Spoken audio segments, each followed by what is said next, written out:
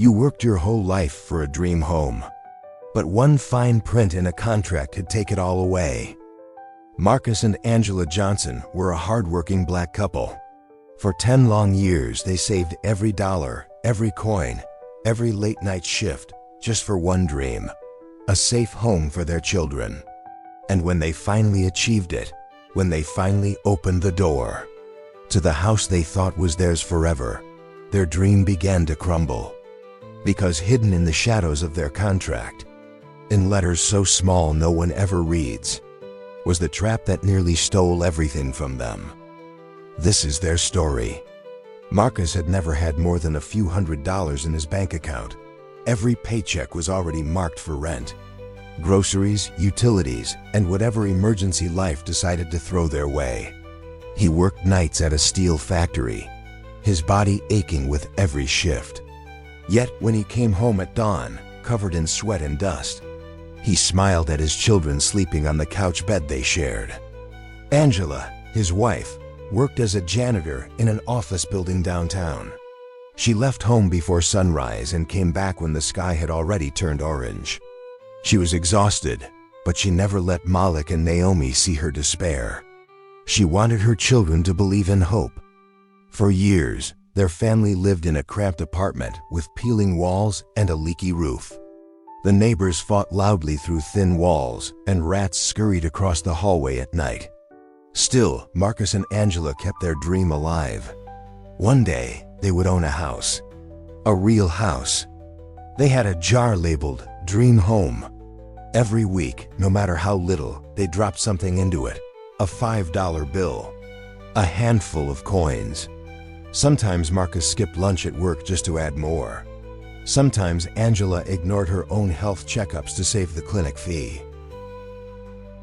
"Someday, we'll make it, Angela," Marcus would whisper late at night. Angela would smile faintly, her eyes heavy with fatigue. "As long as we're together, Marcus, that's all that matters." But yes, someday. The chance came on a warm spring afternoon. Marcus and Angela were walking home from church when a man in a neat suit approached them. His name was Richard, a real estate agent with a practiced smile and a silver watch gleaming on his wrist. "I hear you've been looking for a place of your own," Richard said smoothly. "Well, I've got something special. A quiet neighborhood, safe streets, a perfect place to raise kids. And the best part, it's affordable." Affordable. That word struck Angela like music. For years, every house they had visited was either falling apart or far beyond their reach. Richard drove them to see the property. It was a modest 2-story house painted pale blue, with a small porch and a lawn out front. Across the street, kids were riding bikes. At the corner, there was a playground. Malik's eyes widened and Naomi squealed with delight. "This is it, Marcus," Angela whispered, clutching her husband's arm. Richard nodded knowingly.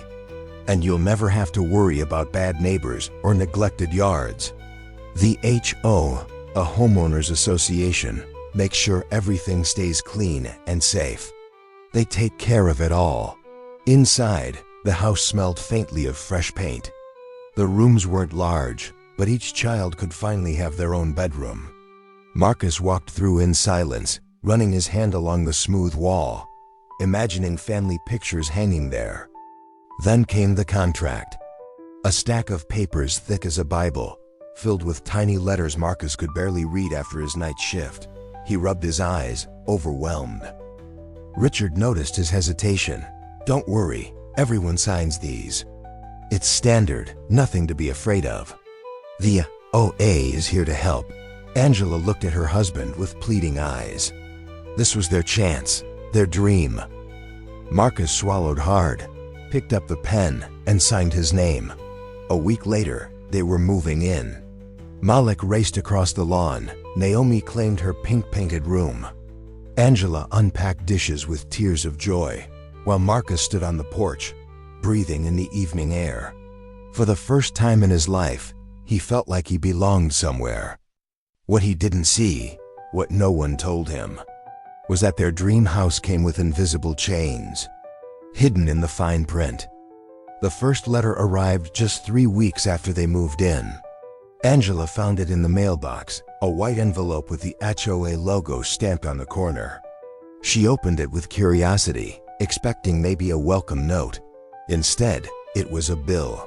Street maintenance fee, $300. Angela frowned. Marcus, didn't we already pay for this in closing costs? Marcus read the letter, his brow tightening. He called the HOA office, his voice tired but firm. "Excuse me, but this must be a mistake. We already..." The voice on the other end interrupted, cold and mechanical. "No mistake. Section 17, Clause 4 of your HOA agreement clearly states that maintenance fees are subject to change according to the board's discretion. You signed the contract, Mr. Johnson." The next week, another letter came. This time, it was a fine. "Your front lawn grass exceeds the approved length. Penalty, $100. Angela broke down in tears. "I worked 2 extra shifts this week. I didn't have time to mow the lawn." "How can they do this?" Marcus hugged her, his chest heavy. He felt the walls of their dream closing in. Then came more letters. Community security upgrade fee, $250. Snow removal service fee, $150. Violation, trash bin left outside too long, $75. Each envelope felt like a dagger. Every month, the total grew higher and higher. Marcus worked overtime at the factory until his hands bled. Angela cleaned offices until her back ached so much she could barely stand. Yet no matter how hard they worked, the bills outpaced them. One night, Marcus sat at the kitchen table, surrounded by papers, his face buried in his hands. Malik peeked in quietly. "Dad, are we gonna lose the house?" Marcus froze. His throat tightened. He wanted to say no, to reassure his son, but the truth weighed like iron in his chest. A month later, the worst letter arrived. Notice of foreclosure, if payment is not received in full within 30 days. The HOA reserves the right to seize your property. Marcus read it 3 times, the words blurring. He slammed the letter on the table, trembling. They can't take our house, can they? Deep inside, he already knew. The fine print had given the HOA all the power. The night after the foreclosure notice, Marcus couldn't sleep. He sat on the porch, staring at the dark street, a bottle of cheap beer in his hand. The house that once felt like a dream now looked like a trap with walls closing in. Angela joined him quietly, wrapping a blanket around her shoulders. "We can't fight this, Marcus," she whispered, her voice trembling. "They'll take everything." Marcus clenched his jaw. "I worked my whole damn life for this. I won't just hand it over." But the defeat in his eyes betrayed the strength in his voice. The next morning, Angela made a decision. She walked into a small, worn-down office on the corner of their neighborhood. The sign above the door read, "Maya Carter, Attorney at Law." Inside, books and files were stacked everywhere. Behind the desk sat a young black woman in a navy blue blazer, her hair tied back neatly, eyes sharp but warm. Angela's voice broke as she explained everything: the bills, the fines, the foreclosure notice. Tears slipped down her cheeks. Maya listened in silence, hands folded, nodding occasionally. When Angela finished, the room was heavy with despair. Finally, Maya leaned forward. Her voice was steady, almost fierce. "Angela, you're not alone. The HOA has been abusing families like yours for years. Most people don't fight back because they think they can't win. But I know their tricks. I've seen these contracts, and I can promise you they're not unbreakable." Angela wiped her tears. "But we don't have money for a lawyer. We can't even pay the fees." Maya gave a small smile. "I didn't become a lawyer to make rich people richer. I became one to fight for people like us. If you let me, I'll take your case." When Marcus heard, he was skeptical. What chance do we have against them? They have money, lawyers, power. Maya looked him straight in the eyes. They have money. I have the law and the truth. That's enough." For the first time in weeks, Marcus felt a flicker of hope. The courtroom smelled faintly of polished wood and old paper. Marcus and Angela sat nervously at the defendant's table, their hands tightly clasped together. Malik and Naomi weren't there. They had stayed with a neighbor, but their absence only deepened the emptiness Marcus felt.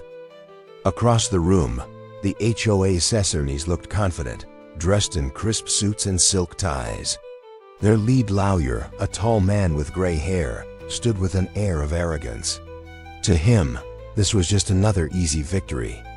The judge entered, and the room fell silent. The HOA lawyer began first. His voice was smooth, rehearsed. "Your Honor, this case is simple. The Johnsons signed a legally binding contract.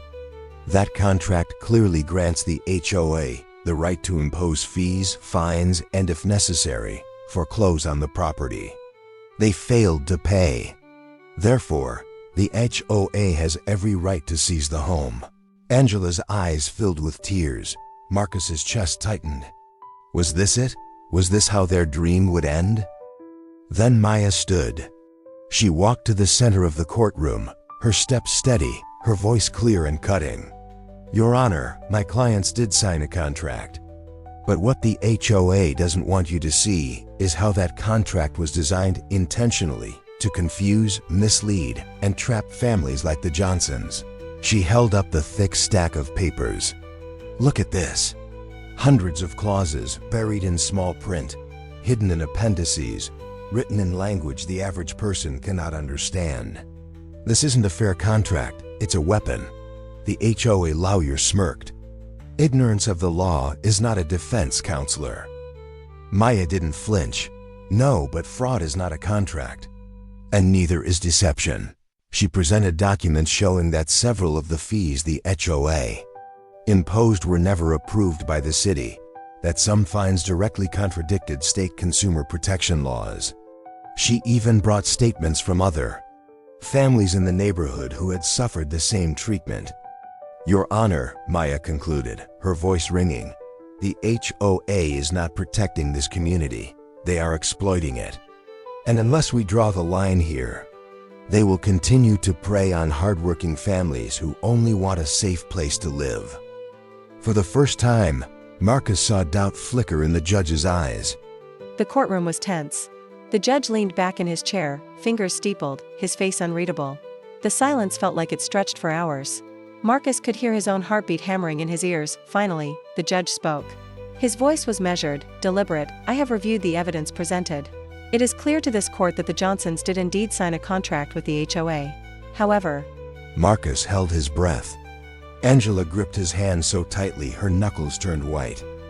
"It is also clear that this contract was written with deceptive intent.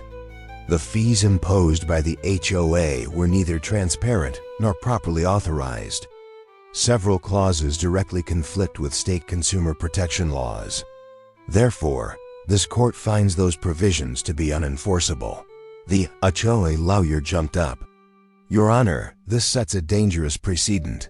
The judge cut him off sharply. "Sit down, counselor. This court will not be a weapon for corporations to exploit working families." Marcus felt tears sting his eyes. The judge continued, "The foreclosure is hereby voided. The Johnson family retains ownership of their home.